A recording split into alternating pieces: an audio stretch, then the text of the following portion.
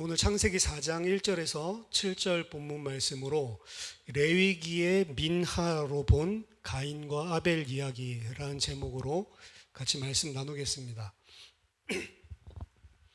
이 민하라고 하는 거, 소재에 대해서 저희들이 지난 주일에 살펴봤는데요. 이 민하가 가장 처음 성경에서 등장하는 장면이 창세기 4장 1절에서 7절 이 가인과 아벨 이야기입니다. 여기 우리나라 성경에는 3절에 가인은 땅의 소산으로 제물을 삼아 여호와께 드렸고 라고 되어 있는데, 여기 제물이라고 하는 표현이 민하입니다. 민하. 그래서 아벨도 마찬가지고요. 여기도 아벨은 양의 첫 새끼와 그 기름으로 드렸더니 여호와께서 아벨과 그의 제물, 여기서 제물 있죠. 이것도 민하입니다. 그러니까 이 레위기 법상으로 하면 이 민하가 한국 말로 소재라고 번역이 되어 있는데, 이 소재라고 하는 거는 뭐 문자적으로 하자면요, 이 하얗다라는 것을 의미하는 흰 소자에다가 그리고 제물 할 때 쓰는 제자, 이렇게 해서 이 하얀 제물이죠. 그래서 이제 밀가루, 고운 가루를 곱게 빻아서 드리니까 그 아마 색깔이 뭐 하얗다라고 생각을 해서, 그래서 이제 소재라고 이름을 지은 것 같습니다. 하얀 밀가루 이런 생각을 가지고, 글쎄 뭐 중국 성경에서 따왔는지 어쨌는지 모르겠지만 어쨌든 간에 한국에서는 이 민하를 이 하얀 제물 이런 식으로 사실은 해석을 한 거죠. 하얀 제사. 그래서 어떻게 보면 민하, 히브리어에 있는 원어랑은 전혀 상관없는 단어가 어떻게 보면 소재입니다. 그래서 이제 영어 성경에서는 이제 소재를 드릴 때 이제 곡식 가지고 드리니까, 그래서 grain offering, 곡식 제사 뭐 이런 식으로 이야기를 하기도 하고, 그리고 음식 가지고 하죠. 뭐 철판에 굽기도 하고, 그리고 뭐 냄비에, 그리고 이 화덕에 굽기도 하고, 이런 것들을 음식을 드리니까 그 음식에서 따와서 meal offering, 식사 제물 뭐 이런 식으로 음식 제물 뭐 이런 식으로 명명을 하는데, 어떻게 보면 좀 생소하겠지만 그냥 민하라고 하는 게 제일 좋습니다. 사실은 뭐라고 번역을 할 수가 없어요. 왜냐하면 주일에 잠깐 설명드렸지만 음식 가지고 그리고 또 곡식 가지고 드리는 건 소재 말고도 다른 제사에서도 그런 요소가 사용되는 경우가 있기 때문에 민하라고 보기가 힘든 거죠. 이 민하라고 하는 단어는요, 이 레위기에서 소재라고 하는 그런 제의식에서 사용될 때는 소재라고 사용되지만, 성경 안에서는 다른 의미로도 하나가 더 사용됩니다. 그게 뭐냐면 곡물, 그 곡물 말고 곡물. 그러니까 이 두 나라가 있으면은 종주국이 있고, 그리고 종주국 아래에 있는 종속국이 있으면 종속국의 왕이 뭐 매년마다 바치는 그런 곡물들이죠. 그래서 이런 아래 조공을 바치는 그런 조공, 곡물, 그런 곡물의 의미를 가지고 있기도 하고, 그리고 선물이라는 의미를 가지고 있기도 합니다. 선물은 그냥 일반 사람들끼리 서로 주고받을 수 있는 건데, 위계 질서상 낮은 사람이 높은 사람에게 환심을 주거나 혹은 당연히 그분에게 감사하다는 표시로 이렇게 드리는 게 이제 조공이고 곡물인데, 이 조공이랑 곡물이라는 이런 의미로도 이 사용되는 단어가 민하입니다. 그래서 두 가지예요. 소재, 하나님 예배에 있어서는 소재, 아니고 일반적인 상황들 속에서 이게 곡물, 조그만 나라가 큰 나라에게 자기를 보호해주는 혹은 자기를 속국 삼은 그런 왕과 그 큰 나라에 바치는 조공. 그래서 창세기 32장에 보면 이 민하라고 하는 그 용례가 나오는데, 여기 보면 야곱이 이제 창세기 32장에서 에서를 만나러 갈 때에 에서 만나기가 두려워서 그래가지고 막 양떼도 보내고 소떼도 보내고 막 온갖 이 선물들을 다 먼저 앞서서 보내죠. 그 야곱이 에서에게 바치는 선물을 민하라고 표현을 합니다. 그리고 창세기 43장에서도 이제 베냐민이 이 애굽에 내려갔다가 요셉이 사로잡았죠. 내 은잔 점치는 잔을 네가 훔쳤다라고 해서 억지로 이제 사로잡아 놓고, 그리고 이제 형들만 올라왔을 때 이제 그 형들이 곡식 다 떨어지니까 야곱이 다시 보내죠. 마지못해서 막 화를 내면서 보내는데, 그때 이제 요셉의 마음을 이제 좀 누그러뜨리기 위해서 여러 가지 선물들을 야곱이 챙겨줍니다. 그 여러 가지 예물들을 준비시켜서 보낼 때 그 예물이라고 하는 단어가 그것도 민하예요. 그러니까 여기 이 야곱의 이런 이야기에서 나오는 민하는 하나님께 드리는 예배에서 이야기하는 소재가 아니고 그런 높은 사람에게 환심을 사거나 혹은 감사의 표시로 드리는 선물, 그런 조공의 의미로 이 민하가 쓰인 거죠.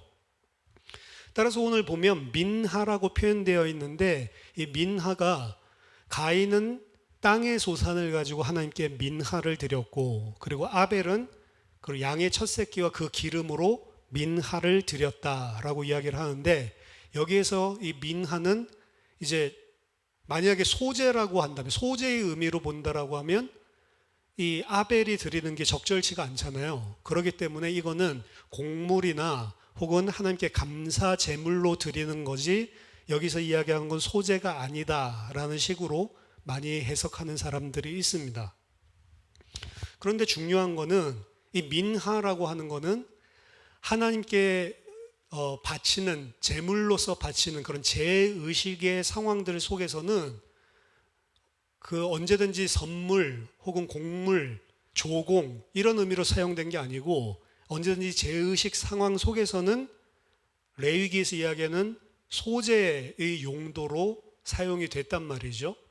그러니까 창세기 4장을 보면 일단 창세기랑 레위기 전부 다 5경 안에 포함되어 있는 같은 한 권의 책이고, 저자가 같다라고 우리가 보고 하나의 이야기라고 우리가 생각을 하면서 보기 때문에 창세기 4장에 나와 있는 민하를 볼 때 레위기 2장에 나와 있는 민하의 개념으로 생각할 수밖에 없는 거죠. 그래서 이 창세기 4장에 나온 거는 레위기 2장의 민하가 아니고 그냥 선물, 조공 바친다, 그냥 그런 의미로 하나님께 쓰였다, 이런 식으로 이야기하는 것은 어떻게 보면 조금 적절치가 않습니다. 그거는 사람과 사람들 사이에 예물을 바치거나 선물을 줄 때는 사용했어도 오경안에서 하나님과 인간 사이에 예배 세팅 안에서는 소재라는 의미로만 사용되기 때문에 그런데요, 만약에 창세기 4장에 나오는 이 민하를 레위기 2장의 민하의 개념으로 본다면 사실은 가인의 민하보다는 아벨의 민하가 좀 이상한 거죠. 왜냐하면 민하는 곡식으로 드려야 되는데 곡식으로 드리지 않고 양의 첫 새끼와 기름으로 드렸기 때문에, 그 번제잖아요. 그렇기 때문에 어떻게 보면은 가인이 민하라고 하는 레위기 제사의식법에 더 적절한 예배를 드렸다라고도 볼 수가 있습니다.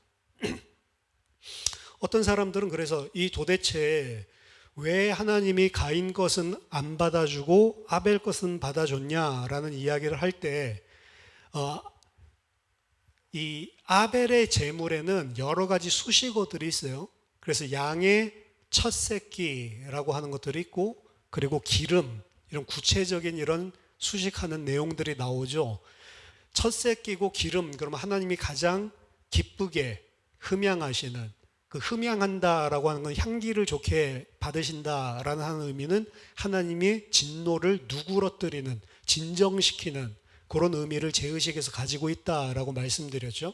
하나님이 죄인을 받으실 때 가장 진노를 누그러뜨리는, 흠양하는 그런 제물이 양의 첫 새끼와 최고죠. 그 다음에 기름 부분, 이 부분은 하나님이 기뻐 받으시는데, 아벨의 거에는 그런 설명들이 있는데 가인의 제물에는 아무런 표현이 없어요. 가인은 그냥 땅의 소산으로 민하를 드렸다, 이렇게 나오죠. 그래서 이 아벨에 비추어서 봤을 때, 대조해서 봤을 때 가인이 드리는 이런 이 제물은, 민하는 땅의 소산으로만 드렸고 땅의 첫 열매, 첫 수확으로 하나님께 드렸다, 첫 이삭으로 드렸다, 이러한 표현들을 제시하고 있지 않기 때문에 가인이 드린 이런 민하가 분명히 뭐 나쁜 것은 아니었겠지만 아벨이랑 비교해 봤을 때는 좀 급이 떨어지는 거다, 뭐 이런 식으로 주장하는 사람들도 있었습니다.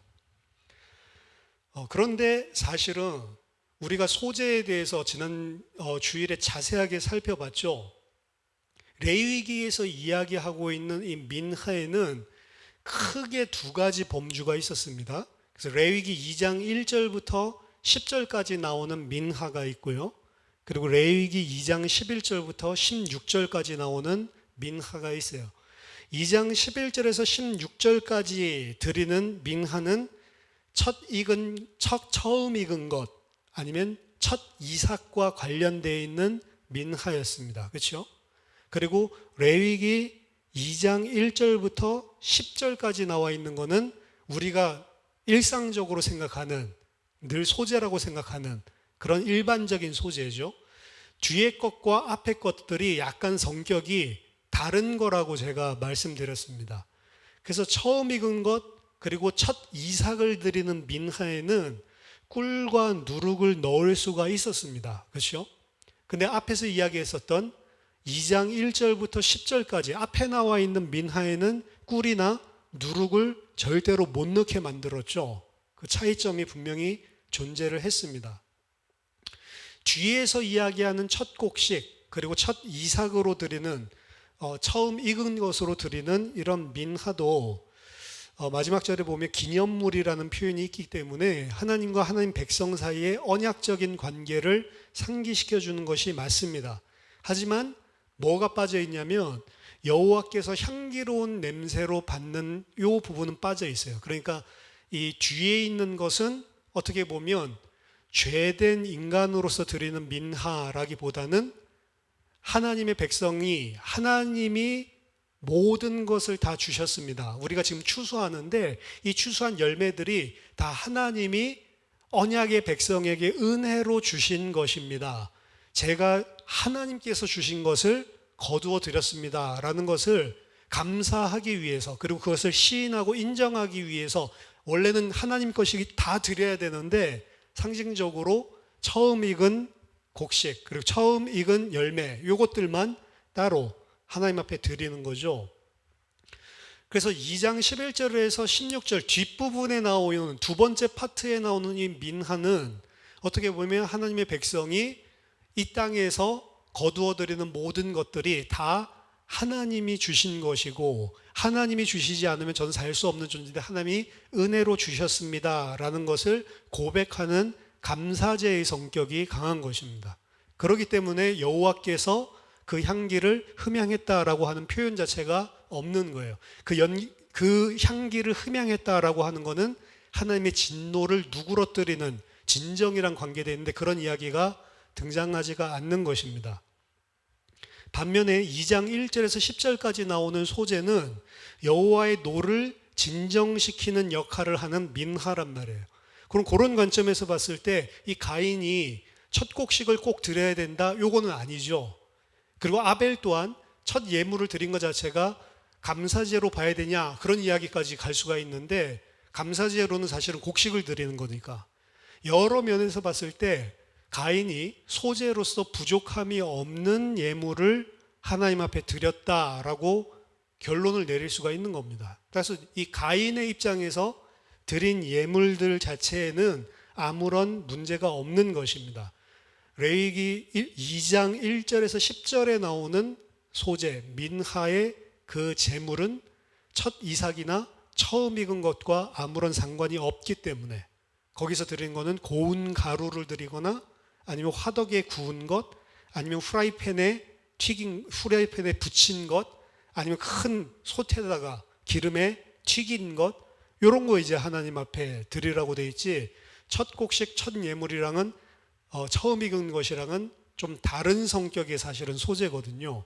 그래서 저는 이 가인이 민하를 드린다라는 표현을 봤을 때 우리는 이제 여기 제물로 써 있으니까 그렇지만 오경을 알고 있는 구약의 이스라엘 사람들이 민하로 이 곡식 제물을 바쳤다라고 이야기를 했을 때 제사법에 따르면 2장 1절에서 10절에 나오는 그 민하라고 상기했을 가능성이 크고, 그렇기 때문에 겉으로 봤을 때는 표면적으로는 가인의 예물에는 아무 문제가 없는 것이었습니다. 그럼 레위기 2장 1절 10절에서 이야기하고 있는 민하에는 기름과 유향과 그리고 소금이 들어갔고, 그리고 누룩과 꿀은 들어가지 말게 했죠. 절대로 그 두 가지는 넣으면 안 되고, 반드시 들어가야 할 것이 있고, 그리고 들어가면 안 되는 것, 반드시 들어가야 되는 것은 기름과 유향과 그리고 소금, 이 세 가지는 반드시 들어가야 되고, 들어가면 안 되는 것은 누룩과 꿀이었습니다. 그렇죠? 이 누룩과 꿀을 왜 넣으면 안 되냐? 누룩과 꿀은 부패를 상징하는 것이다 라고 말씀드렸죠. 죄를 상징하는 것입니다. 그리고 이 누룩이 이제 죄와 연결돼서 구약에서도 신약에서도 이제 이야기를 하죠. 이제 우리들이 순전함으로 여호와께 제물을 드리는데 누룩이 없는 떡으로 하자라고 이야기를 하죠, 바울이. 그래서 이 누룩은 부패와 죄를 상징하는 것이고요. 그리고 꿀은 이 땅에서의 가나안 땅을 젖과 꿀이 흐르는 땅이라는 문구에서 볼 수 있듯이 이 땅에서 누릴 수 있는 어떤 축복과 번영을 의미합니다. 그래서 이 땅에서 누릴 수 있는 육신적인 축복과 번영, 그리고 인간의 죄와 부패, 이게 들어가 있으면, 끼어 있으면 소재에 적합하지가 않다는 거죠. 다르게 그냥 한마디로 한다면 모든 인간적인 육신적인 요소와 인본주의적인 것들을 전부 다 제거한 상태의 제물을 하나님께 바쳐야 된다라고 볼 수가 있습니다. 반면에 기름과 유향과 소금, 요 세 가지는 뭘 상징하냐? 기름은 결국에 기름 붓는 거 임직식과 연결지어서 제가 설명을 해드렸죠. 결론으로 말하자면 여호와 하나님의 임재, 성령을 의미합니다. 그래서 헌제자가 드릴 때 이 모든 것들을 태우면서 뭘 기대하냐면 여호와의 임재. 그게 이제 신약에서는 기름이 성령의 임재를 나타내죠. 그래서 성령의 임재를 갈망하고 성령의 임재만을 바라는 그런 마음이 들어가 있는 것이고, 그리고 유향은 우리 죄된 우리가 여호와의 노를 달래는 것을 상징한다. 그래서 바깥에서의 유향의 냄새와 성막 안에서의 유향의 냄새, 요거를 구분해서 한번 말씀드렸죠. 그래서 헌제자의 죄에 대한 하나님의 진노를 달래는 것이 바깥에서 소재를 드릴 때 유향을 드리는 그 냄새를 통해서, 그 다음에 성막 안에서는 이스라엘 전체 백성들의 그런 죄에 대한 하나님의 노를 달래는 역할, 요 이야기를 해드렸는데, 좌우지간의 유향은 죄인된 우리들에게 향한 하나님의 진노를 달래는 향을 내는 그런 제물을 상징한다. 그리고 소금은 뭘 상징하냐면, 소금은 명확하게 나와 있죠. 언약의 소금이라고 하는 표현을 하고 있듯이 하나님과의 언약 관계, 그리고 이 소금이 그 레위기 2장 본문에선 나오지 않지만 다른 구약 성경의 본문들을 인용하면 그냥 그 언약은, 소금 언약은 단순한 소금 언약이 아니고 항상 영원한 언약이라고 하는 그런 문맥들 속에서 영원한 소금 언약이라는 의미로 사용되어지고 있습니다. 따라서 언약은 언약인데 영원한, 끊어지지 않는 하나님과 하나님 백성 사이의 언약. 그래서 기름과 유향과 소금을 가지고 드리는 것은 분명한 의미가 있는 거죠. 우리의 죄를 하나님께서 용서하고 하나님의 진노를 가라앉히고 진정시키고 하나님의 영원한 언약 속에서 우리에게 여호와의 임재를 바라는 그러한 헌제자의 소망을 담아서 이 제물을 드리게 돼 있는 것입니다. 가인이 드렸던 것은 첫 곡식을 드린 것이 아니고 처음 익은 것을 드린 게 아니기 때문에 지금 2장 1절에서 10절에서 이야기하고 있는, 그래서 하나님의 진노를 누그러뜨리고 그리고 하나님께서 임재하기를 바라고 그리고 하나님이 그 일을 왜 해줘야 되냐? 언약적인 관계들 속에서 그런 의미로 가인이 드리는 소제를, 민하를 드린 거다라고 봐야 됩니다. 근데 하나님께서 막상 가인이 드렸는데, 그리고 가인의 입장에서 보면은 민하에 오히려 아벨보다 더 적합하게, 제사법상의, 제의법상에 훨씬 더 적합하게 본인이 드렸음에도 불구하고 하나님께서 받아주시지 않은 거죠. 그럼 왜 안 받아줬냐라고 하는 게 이제 화두인데, 레위기 2장으로 우리가 주일날 나눈 말씀의 관점에서 보면 이렇게 적합하게 모든 것들을 다 드렸는데도 불구하고 하나님이 가인의 것을 안 받아준 거는 한 가지 이유밖에 없어요. 우리가 레위기 2장의 민하에 대해서 설명을 했는데, 다 어떻게 보면은 하나님이 이야기하는 대로 잘 드렸을지라도 사실은 하나님이 이 소제 민하를 명령하실 때에는 그 예식대로, 그 제의식대로 잘 지킨다 하더라도 안 받아주는 민하가 있는 요소가 있어요. 그게 뭐냐면, 진짜 민하의 중요한 영적인 의미는 뭐라고 말씀드렸어요? 이게 레위기 저자가 네페시가 드리는 거다라고 이야기를 했죠. 진짜 민하는 내가 하나님의 진노를 받으면 안 되니까, 그래가지고 이 소제를 드려서 하나님의 진노를 가라앉혀서 내가 진노 안 받으려고, 사실은 이런 생각을 가지고 드려도 안 되는 거예요. 왜죠?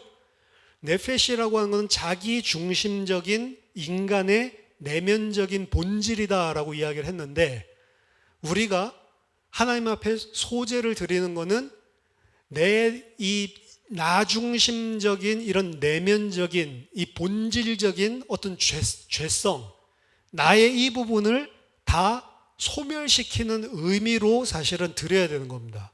따라서 겉으로 제의식을 잘 드리는 것보다 더 중요한 것은 헌제자의 마음 상태, 헌제자가 가지고 있는 내면의 상태가 훨씬 더 핵심적으로 중요한 요소란 말이죠. 그래서 드리는 게 뭐냐면, 늘 우리가 하루에 3번씩, 그때는 3끼를 먹었는지 2끼를 먹었는지 모르겠지만, 우리가 늘 주식으로 먹고 사는, 우리가 음식으로 먹고 사는 것을 제물로 바친단 말이에요. 어떻게 보면 돈으로 경제적으로 따지자면, 번제에 비한다면 소제는 사실은 터무니없이 약소한 거죠. 밀가루를 얼마 이상 바쳐라 이런 것도 없어요. 아무런 것도 없습니다. 전을 갖다가 바쳐야 되는데 전을 갖다가 몇 장 이상 바쳐라 이런 것도 없어요. 그렇죠? 그냥 한 움큼 이상만 넣으면 되는 거예요. 그렇죠? 한 움큼만 이제 번제단에 태우고 남는 거는 이제 제사장이 지극히 거룩한 것으로 취하기 때문에 사실은 한 움큼 이상만 밀가루도 드리면 되는 거죠. 한 움큼 이상 10kg만 받겠다 이런 제약 같은 것들이 아무것도 없습니다. 그러니까 누구든지 언제나 드릴 수 있는 것이고, 그리고 날마다 내가 먹는 거예요. 날마다 내가 먹는 거. 그 말은 이 곡식, 민하에 드리는 곡식은 날마다 육체적인 생명의 영양분을 공급해주는 주식과 관계가 있는 것입니다. 따라서 곡식은 헌제자의 자기중심적인 본성을 상징하는 거예요. 왜? 그거 안 먹으면 죽거든. 그거를 먹어야지만 내가 육신적으로 이 땅에 살 수 있거든요. 자, 인간이 이 땅에서 죄성을 가지고 죄를 짓는데, 그 죄의 가장 본질적인 깊은 것은 내가 살려고 하는 것입니다. 그렇죠? 먹고 사는 것 때문에 결국엔 그런 거예요. 돈 그런데 왜 돈이 그게 귀한 게 아니잖아요. 돈이 귀한 게 아니고 그 돈 가지고 내가 먹고 살 수 있는 것들을 충족시킬 수 있으니까 돈 하는 거지. 그렇죠? 마찬가지인 겁니다. 민하에 드리고 있는 이 곡식은 내가 이 땅에서 내 생명을 먹고 사는데 나에게 영양분을 공급해 줄 수 있는 것을 바쳐서 불사라는 거예요. 곡식을 태우는 것은 그래서 한 단계 더 깊이 보면 자기의 중심적인 본성을 내놓는 것이고, 그것을 하나님 앞에서 불사르고, 그것을 이제 하나님 앞에서 불사르는 건 한 움큼이지만 나머지도 지극히 거룩한 것이 돼서 이 땅에 존재하지 않는 것이 되어버린다고 이야기했죠.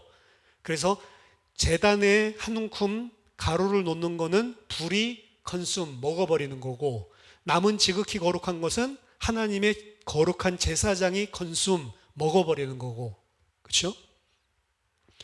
나 중심적인 것, 나를 이 땅에서 생명을 유지하게 해주는 것을 전부 다 내놓고 내 분깃이 하나도 없이 다 불살라 버리는 것입니다. 따라서 가장 중요한 소재의 가장 본질적인, 하나님 봤을 때 가장 중요하게 생각하는 핵심은 뭐냐?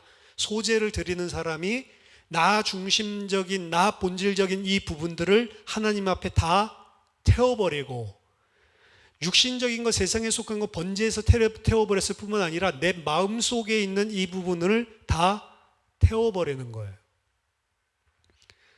따라서 이 육신적인 생명을 공급해주는 곡식을 불태움으로써 자기 중심적인 본성을 태워버리는 거고, 자기 중심적인 본성을 태워버릴 때에 비로소 거꾸로 참된 생명이 내게 교체돼서 들어오는 것입니다. 이게 사실은 구원을 설명하고 있는 거예요. 결국에 우리가 살고자 하면, 생명을 얻고자 하면 죽어야 되는 거예요. 예수님 말씀하셨죠? 살려고 하면 죽게 될 것이고, 나를 위하여 죽는 자는 살게 되는 것이다. 거꾸로입니다. 그래서 육신적으로 내 생명, 나 중심적으로 살려고 하는 내가 불타서 죽어서 없어졌을 때, 소멸됐을 때 진짜 위에서 주시는 참된 생명이 내 속에 들어오는 거예요. 그래서 소재 안에는 나 본질적인 것들을 다 소멸시켜버리고 위에서 주시는 참 생명을 얻는 우리 영혼, 우리 내면적인 부분에 그러한 생명으로 교체되는 일이 일어나는 겁니다. 그래서 나 본질적인 이 세상에서 썩을 것을 위해서 살아가고 있는 그 본성 자체를 불태우고 다 내놓는 거예요. 그게 민하라는 거죠.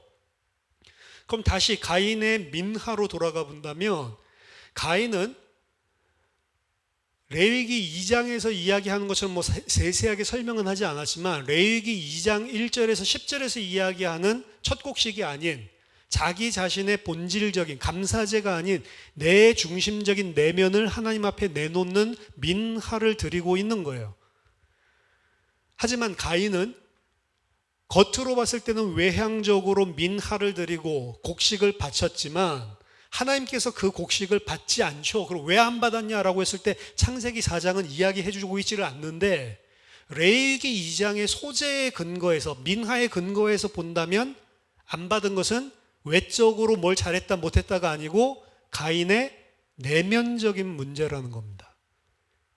가인의 내면적인 문제, 자기 중심적으로 생각하고 있는 자기 중심적인 본질, 그 부분을 하나님 앞에 내놓을 생각은 추호도 없는 거예요, 가인이.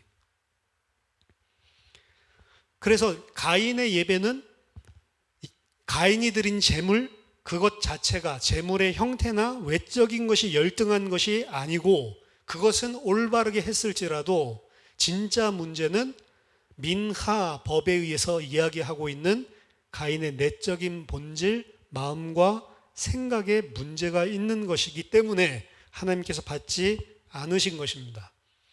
따라서 정말로 가인이 이 곡식을 하나님께 민하로 바침으로써 자기 중심적인 내면적인 본성을 내어버리는 그러한 민하를 드렸는가라는 관점으로 창세기 4장을 다시 볼 수가 있는 거죠. 자, 이 하나님께서 받지 않았을 때의 가인의 모습을 보면 그런 민하를 드렸는지 안 드렸는지 이제 답이 나오는 겁니다. 그렇죠? 하나님께서 받지 않았을 때 가인의 반응은 뭐였나? 하나님이 받지 않으심을 보고 몹시 화를 내고 얼굴을 땅으로 떨구는 반응을 보입니다. 그렇죠? 거기에다가 이제 하나님 나타나셔서 가인에게 뭐라고 이야기하죠? 네가 선을 행하면 어찌 낯을 들지 못하겠느냐라고 이야기를 하죠. 지금 가인은 화를 내며 낯을 떨구고 있는데 하나님께서 여기 우리나라 성경에는 가인이 몹시 분하여 안색이 변하니라고 돼 있는데요. 원래는 몹시 화를 내고 얼굴이 땅으로 낯이 땅으로 떨어지니 원래 이렇게 돼 있습니다. 그러니까 하나님이 낯을 땅에 떨구고 있는 가인에게 나타나셔서 네가 선을 행하면 어찌 낯을 들지 못하겠느냐라고 이야기를 한단 말이에요. 그럼 무슨 말이죠? 가인이 선을 행했습니까? 안 했습니까? 지금 낯을 떨구고 있다는 말은 선을 안 행했기 때문에 네가 지금 낯을 땅에 떨구고 있는 거 아니냐라고 이야기를 하는 거죠. 이 선을 행하다라고 하는 것은 창세기 1장에서 하나님 보시기에 좋았더라, 토브라고 하는 단어 있죠. 근데 이 선을 행하다라고 하는 것은 이 토브 이 동사로 쓰였는데 이 토브에서 온 야타브라고 하는 동사가 쓰인 거예요.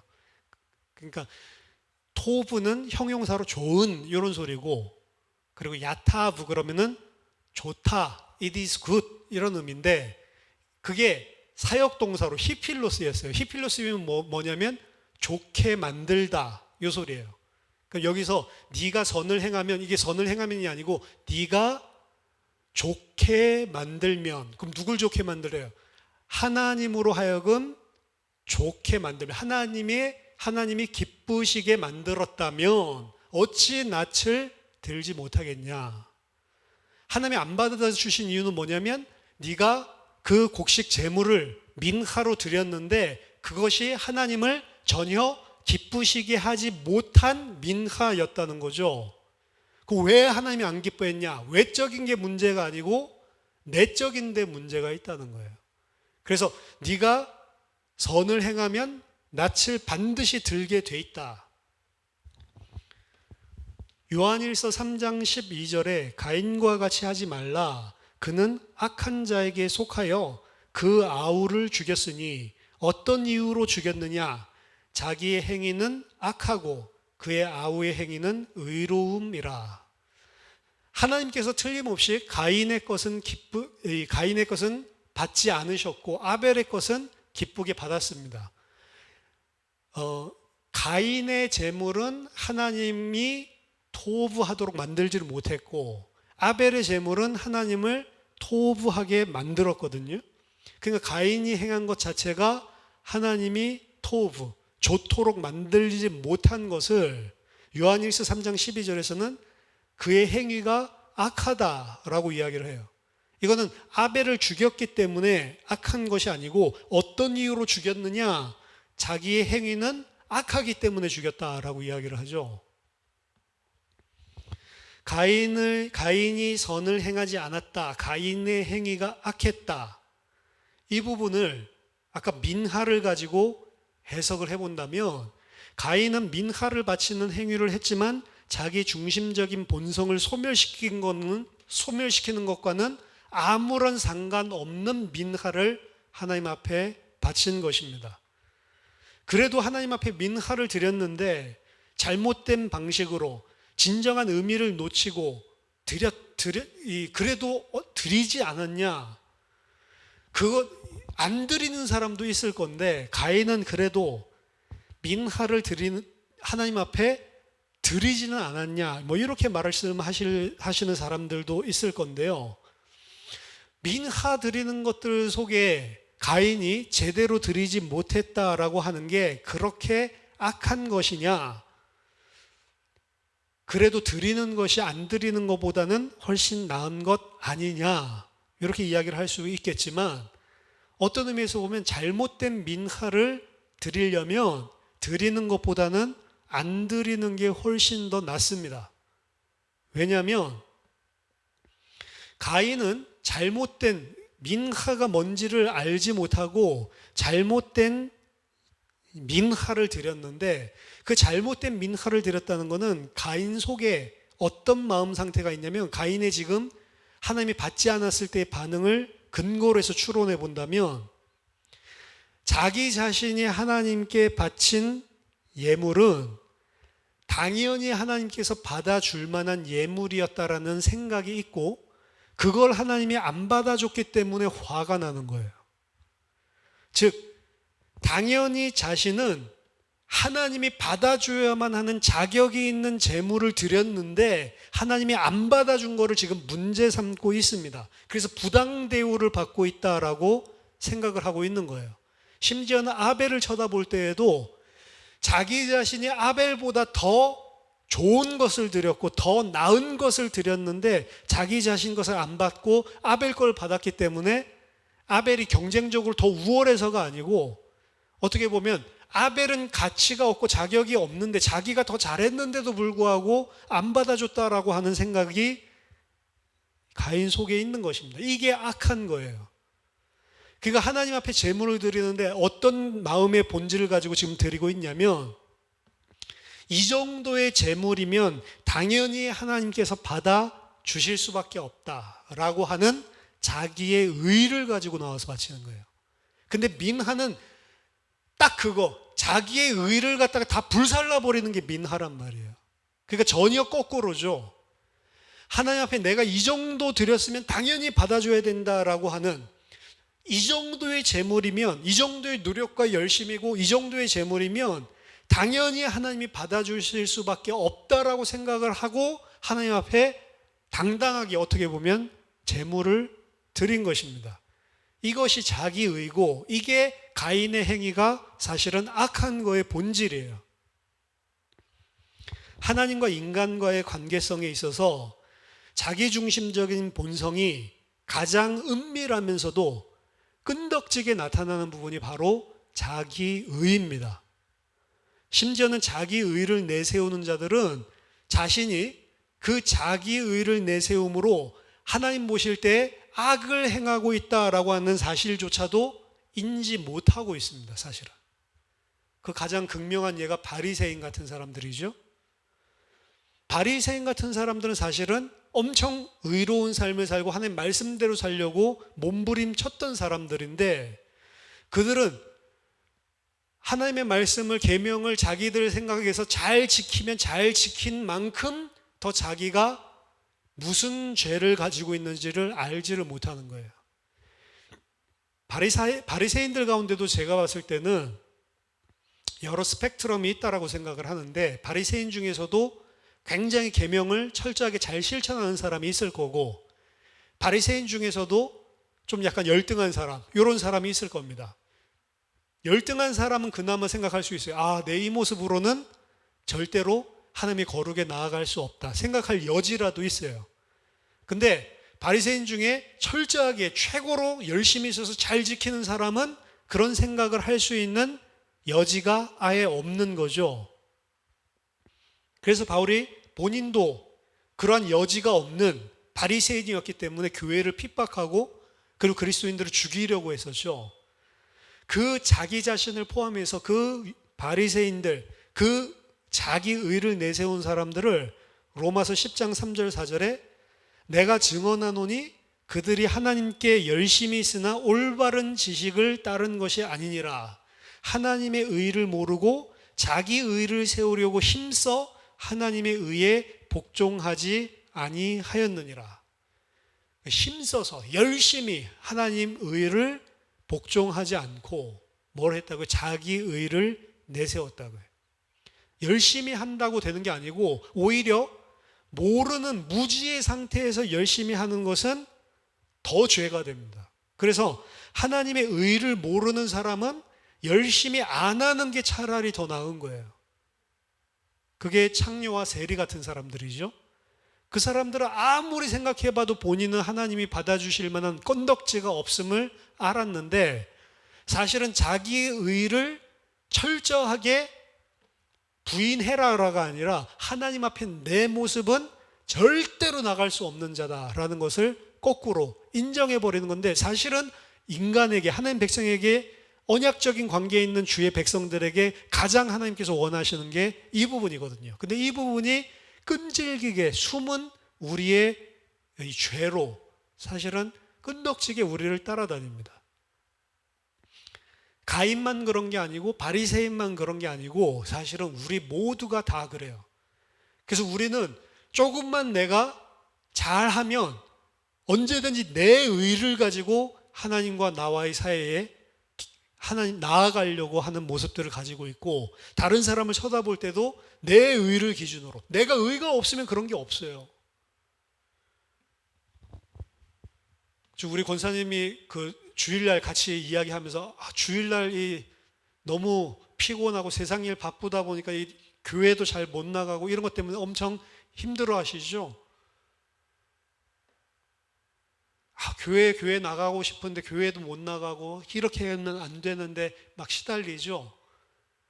오히려 잘 나가면서 나는 잘하고 있다라고 생각하는 것보다 그게 더 나을 수도 있다 이거예요. 그게 좋다라는 소리가 아니고, 무슨 측면에서 본다면 나 중심적으로 내 의를 내세우는 측면으로 본다면, 여러분들이 신앙생활을 오래 하신 분은 이런 교회 저런 교회 모든 우리 교회 이제 마지막으로 이렇게 같이 만나게 됐지만, 이런 교회 저런 교회 우리들이 신앙생활을 하면서 여러분들이 가만히 그때 생각들을 해보세요. 결국에는 열심히 하는 사람들이 꼭 바리새인과 비슷합니다. 열심히 하는 사람들이. 잘하는 사람들이 꼭 그래요. 오히려 안 하는 사람들은. 그래서 제가 진짜 이 23살 때 복음 알고 나서 교회에 가서 이제 아는 모든 사람들에게, 그리고 내가 맡고 있는 아이들에게 막 복음 전한다고 막 눈 뒤집혀서 막 전하고 다닐 때, 그동안 신앙생활 잘 안 되고 막 힘들어하고 막 이랬던 사람들이죠. 이런 사람들에게는 이 복음의 메시지가 팍팍 들어가는데, 잘했던 사람들이죠. 들으려고도 원래 복음 그거 아니야, 뭐가 다른데, 그냥 이렇게 나오더라고요. 열심히 하고 잘 하는데 진짜 하나님께 주신 은혜는 모르고 그냥 열심히만 해요. 이게 종교인이구나. 그럴 때 이제 처음 봤어요. 우리가 오히려 하나님의 의를 모르면 열심히 잘 하는 것보다 잘 못하는 게 더 나은지도 모릅니다. 그러면 차라리 기회라도 있어요. 잘 못하는 것 자체가 은혜 받았다는 소리 아닙니다. 창녀고 그 다음에 세리이기 때문에 은혜 받는 거 아니에요. 창녀고 세리 중에서도 은혜 못 받는 사람 천지입니다. 근데 창녀고 세리면 그래도 바리새인 자기에 의해 도취되어 있는 그 사람들보다는 훨씬 더 자기 자신이 하나님 앞에 어떤 존재인지를 볼 수 있는 기회가 더 차라리 있다라고 이야기를 하는 거예요. 그래서 지금 예수님이 오셨을 때 거꾸로 반전이 일어난 거죠. 도리어 죄 가운데 죄인으로 다 쓰러지고 다 망가져 있던 이런 사람들에게는 은혜의 복음이 전파되고 하나님이 치유하시는 일들이 일어나고, 자기 자신은 건강하고 의원이 쓸데없다라고 생각했었던 사람들에게는 그 은혜가 무엇인지 전혀 보지 못했던 이런 역설적인 이야기들이 벌어졌는데, 이게 어떻게 보면은 가인의 케이스와 같은 거죠. 만약에 가인이 나는 하나님 앞에 나의 이런 모습으로는 내가 지금 제물 드리지만 저런 제물 이런 것들로는 도저히 하나님이 나를 받아줄 수 있을 만한 제물도 아니고 그런 존재도 내가 아니다라는 그런 중심을 가지고 사실은 민하를 드려야 되는 거예요. 나는 완전히 죄라서 하나님이 은혜를 베풀어 주시지 않으면 내가 바치더라도 그 바친 것들은 아무것도 아니다라는 생각을 가지고 오히려 바쳐야 돼. 그때 하나님이 안 받아줬으면 이 사람은 화가 나거나 하나님에 대해서 왜 하나님이 내 걸 안 받냐, 아벨을 쳐다보면서 열받을 이유가 없는 것입니다. 사실 어떻게 보면 안 받아준다면 안 받아주는 그 모습들 속에서 역시 나는 내 의로는, 내가 열심히 한 거로는 하나님 앞에 나아갈 수 없구나. 어떻게 해야지 내가 그럼 하나님 만날 수 있을까? 이렇게 생각해야 되는 게 정상적인 거예요. 근데 어떻게 생각했죠? 가인은 아벨 것도 받아주는데 내 거를 왜 안 받아줘?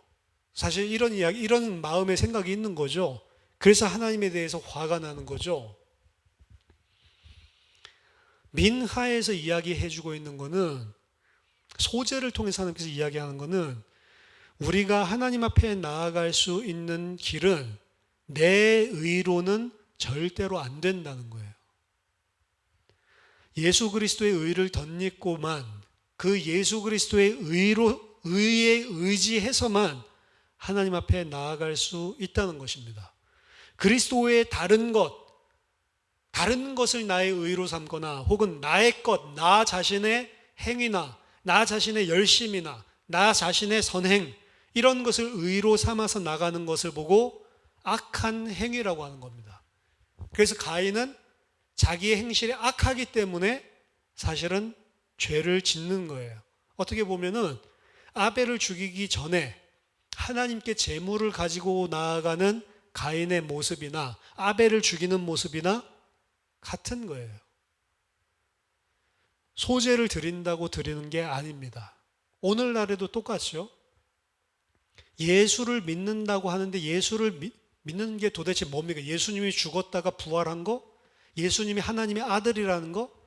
그거는 귀신들도 다 믿고 떤다라고 이야기합니다. 귀신도 예수님이 하나님의 아들인 거 알고 죽었다가 부활한 것도 다 안다고요. 그럼 구원 받습니까? 그걸로 구원 받는 게 아니에요. 귀신이나 사단은 절대로 절대로 자기 중심적인 본질을 하나님 앞에 죄로 내놓지 않습니다. 끝까지 하나님 대적합니다. 진짜로 우리가 하나님의 백성이 되는 것은 예수가 죽었다가 살아났다 이게 아니고 나 자신이 어떠한 죄인이고 나 자신과 하나님 사이의 관계가 절대로 내 의의를 가지고는 맺어질 수 없다라는 것을 인식해야 돼요. 그래야지만 예수 그리스도로만 구원을 받을 수 있기 때문에 그게 감사한 것이 되는 겁니다.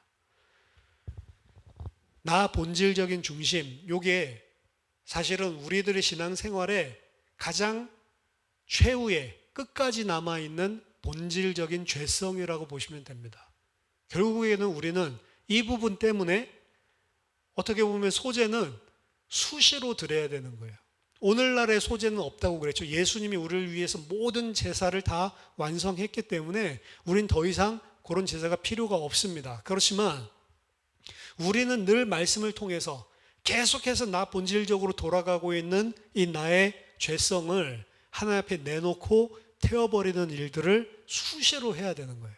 수시로 할 때마다 사실은 감사한 것입니다. 왜? 이런 난데 왜 택하셨지? 이런 난데 왜 하나님이 끝까지 나를 버리지 않고 하나님의 백성 삼아주셨지? 이런 나의 죄까지도 다 그리스도의 피가 전부 다 커버했구나라고 하는 것을 느끼기 때문에, 그래서 두 가지 감정이 함께 일어난 겁니다. 너무 감사한데 또 반대로 너무 죄송해. 옛날에 뭐 드라마 있었죠. 미안하다, 사랑한다. 사랑하는데 나 같은 놈이 너를 사랑해서 미안해. 이런 거 있죠. 너무 죄송하면서도 너무 감사해.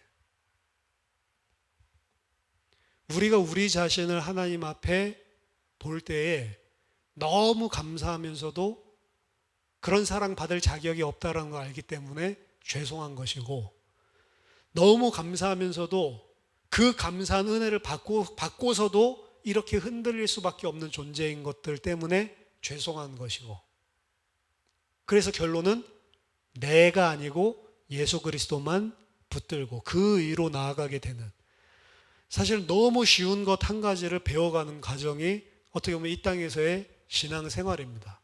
그 쉬운 한 가지가 안 되기 때문에 사실은 이런 일 저런 일 통해서 하나님이 우리를 설득시켜 주고 있는 거예요. 그걸 보고 믿음이라고 한다고 했죠. 믿음이라고 하는 단어, 헬라어의 그 어근이 설득시키다 라고 이야기했죠. 우리 설득당하는 거예요. 설득. 하나님이 계속 설득시켜 주셔서 우리 속에서 당연히 나의 모든 의를, 나의 모든 존재 자체를 불살라버리고 예수 외에는 내가 존재할 수 있는 근거가 없습니다. 사실 그거 인정하게 만드는, 그거 인정하는 자에게 하나님은 아니야, 너희가 내 자녀인데 도대체 무슨 말을 하는 거냐. 하나님이 그리스도같이 우리를 대우해 주시는 거예요.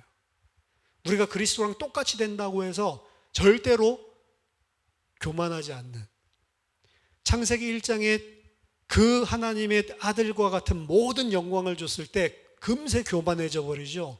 근데 새하늘과 새 땅에서는 그 모든 것을 자기의 아들로 다 주시고 그 영광을 다 공유하시는데도 불구하고 영원히 그 앞에서 하나님의 아들이자 종으로 찬양하고 영광 돌리는, 예수 그리스도만을 찬양하는 그런 자로 우리를 바꿔나가시는 겁니다. 저와 여러분들이 온전한 소재를 날마다 드리는, 온전한 소재를 드린다는 건 우리가 완전하지 않아도 되는 거예요. 왜냐하면 온전한 소재는 내 자신은 아무런 의의가 없습니다. 내 자신의 모습은 나갈 수가 없습니다. 이거 다 태워주세요. 나의 이런 본질들 다 태워주세요. 저는 그리스도만, 그리스도의 의만 의지해서 나갑니다. 이게 소재예요, 말하자면. 완벽한 삶을 살면서 그것을 조금이라도 나의 의를 삼는 것은 오히려 가인처럼 민하를 드리기는 드리는데 하나님이 받아주지 않는 죄 가운데 악을 행하는 것이다. 저와 여러분들이 날마다 온전한 소재를 드리는 하나님 백성 되기를 예수 그리스도 이름으로 축원합니다. 기도하겠습니다. 하나님 아버지 은혜를 감사드립니다.